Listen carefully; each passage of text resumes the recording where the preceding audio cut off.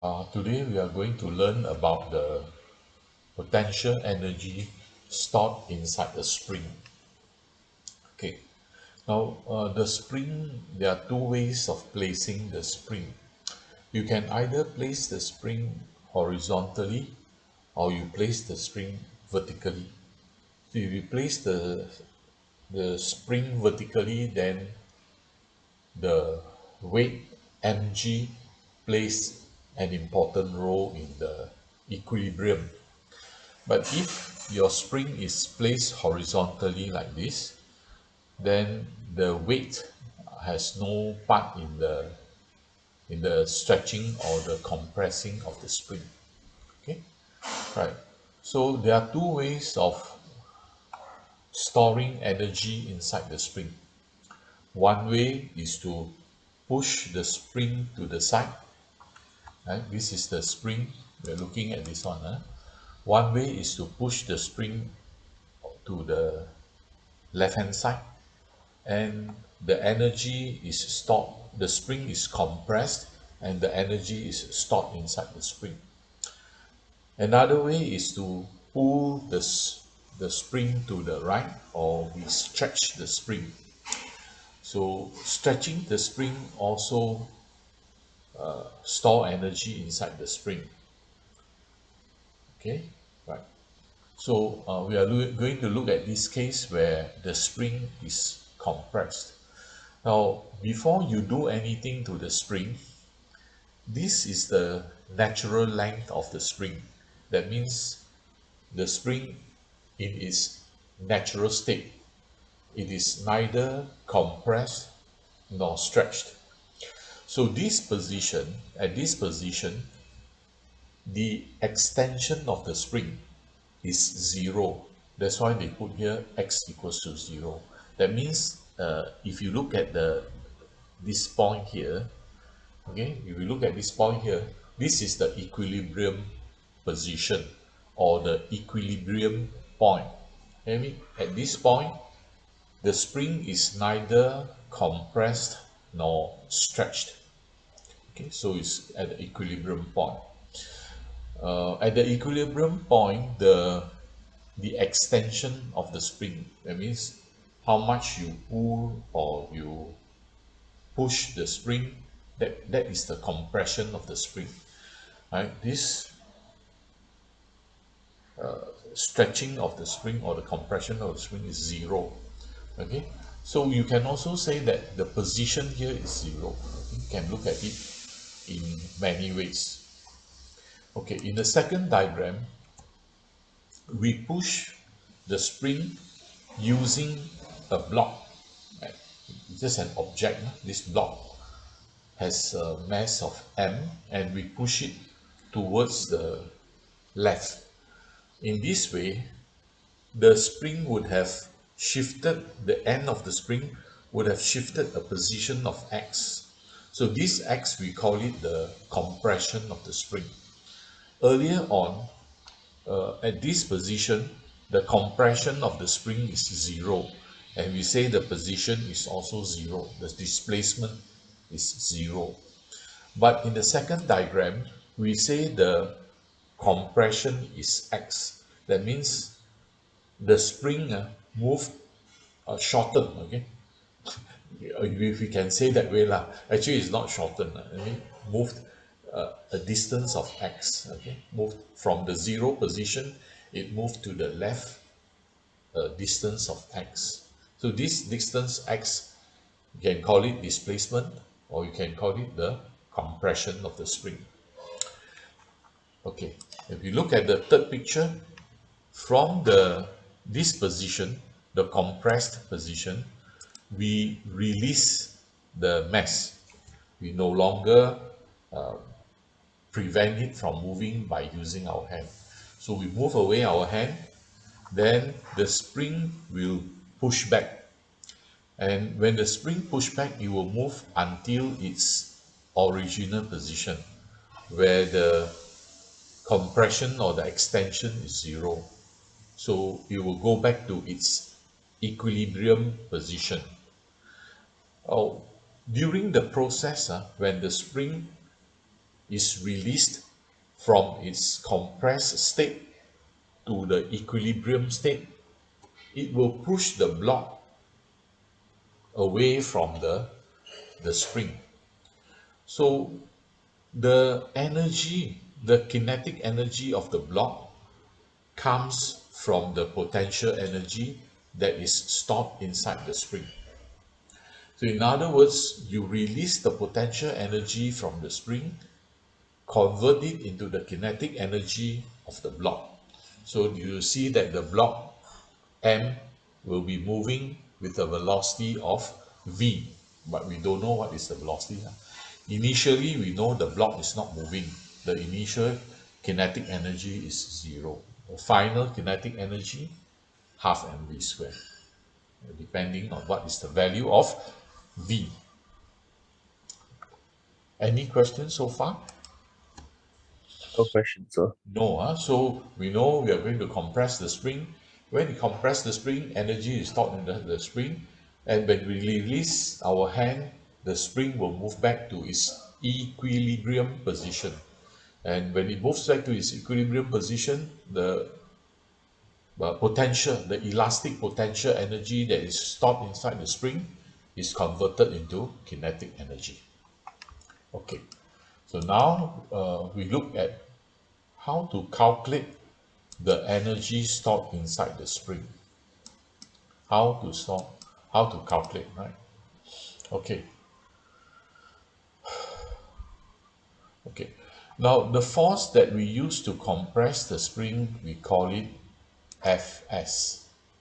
The force that you use to push the spring away from its position is called Fs.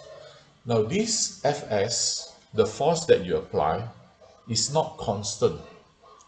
It depends on the position of the spring. At the equilibrium position, of course, you don't need any force.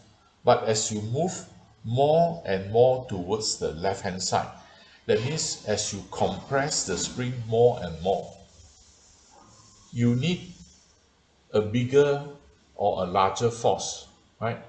Maybe when the compression is small, you compress it a little bit, you use less force. Or as you push it further back, you are applying more and more force.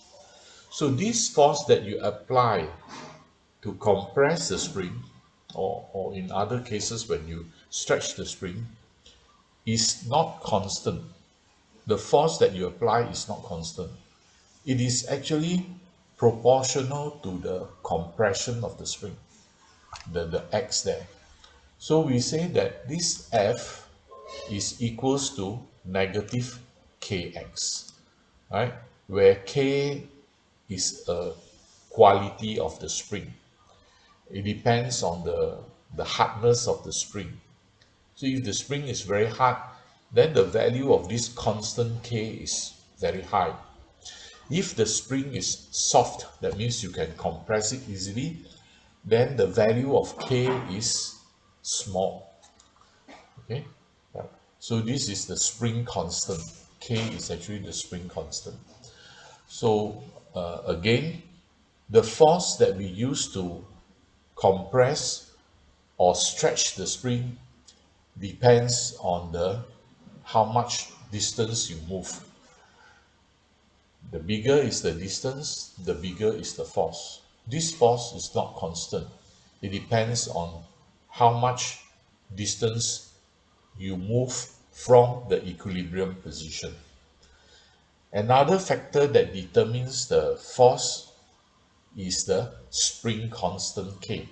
So there are two factors here, K and X. K is the softness or the hardness of the spring, and it is called the spring constant.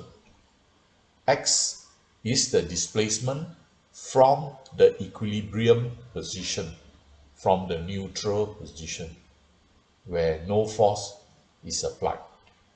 That is the equilibrium position. So this force depends on two factors. Now, because the force is not constant, and yet it is linear, it is proportional to